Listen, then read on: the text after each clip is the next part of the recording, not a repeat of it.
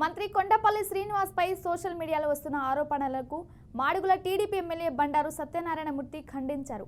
Assembly సమావేశాలకు వస్తున్న సమయంలో మంత్రి కొండపల్లి శ్రీనివాస్తో పాటు తాను కూడా విశాఖ ఎయిర్పోర్టుకు వెళ్తున్నట్లు గుర్తు చేశారు. శాసన మండలి ప్రతిపక్ష నేత బొత్స సత్యనారాయణ ఎదురుపడగా తాను నమస్కారం చేసినట్లు వివరణ ఇచ్చారు. కావాలనే ప్రతిపక్ష నేతలు ఇలాంటి రాతలు రాయిస్తున్నారని మండిపడ్డారు. కూటమి ప్రభుత్వం చేస్తున్న అభివృద్ధి చూడలేక యువ మంత్రులపై లేనిపోని ఆరోపణలు చేస్తున్నారని ఆరోపించారు.